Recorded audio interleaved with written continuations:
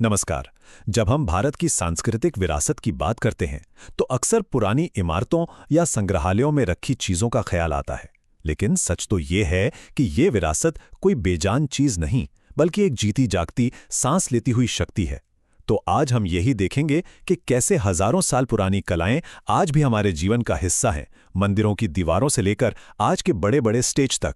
सुनने में ये दो बातें बिल्कुल अलग अलग जमानों की लगती हैं, है ना?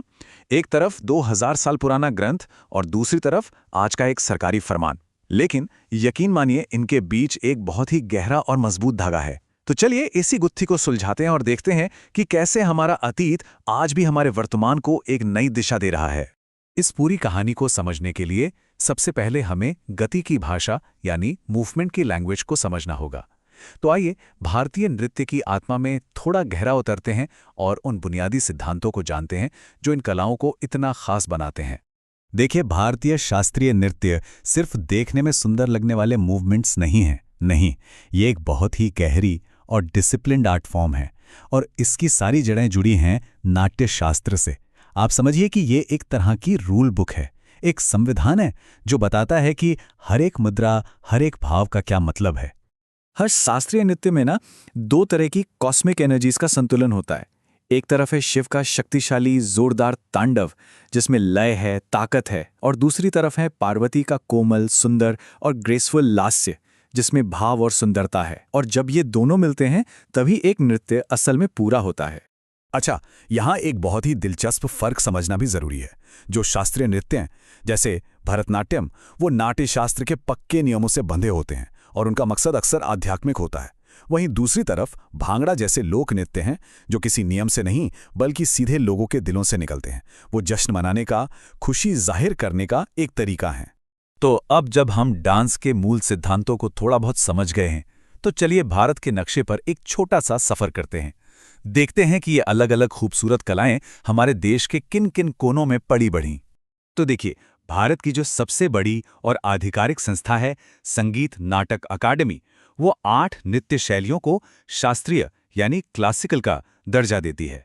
और ये सिर्फ कला नहीं है, ये पूरे भारत में फैले हैं, उत्तर से दक्षिण, पूरब से पश्चिम तक। ये हमारे देश की सांस्कृतिक विविधता का सबसे बड़ा सबूत हैं। तो चलिए एक तेज नजर डालते हैं। तमिलनाडु का भरतनाट्यम, केरल से कथकली और मोहिनीअट्टम, आंध्र प्रदेश का कुचिपुड़ी, ओडिशा का ओडिशी, मणिपुर का मणिपुरी, उत्तर प्रदेश का कथक और असम का सत्रिया। हर एक नृत्य अपने आप में अपने इलाके की एक अलग ही कहानी सुनाता है। तो ये तो हुई गति की भाषा की बात। अब आते हैं शब्दों की शक्ति पर। भारत में सिर्फ नृत्य ही नहीं बल्कि कुछ भाषाओं को भी शास्त्रीय होने का गौरव हासिल है। तो चलिए अब इनकी दुनिया को भी समझते हैं। किसी भी भाषा को शास्त्रीय का ये दर्जा मिलना कोई आसान बात नहीं है। इसके लिए 3 बहुत ही सख्त शर्तें पूरी करनी पड़ती हैं। पहली, उस भाषा का इतिहास कम से कम 1.5 से 2000 साल पुराना होना चाहिए। दूसरी, उसमें बहुत ही कीमती प्राचीन साहित्य लिखा गया हो।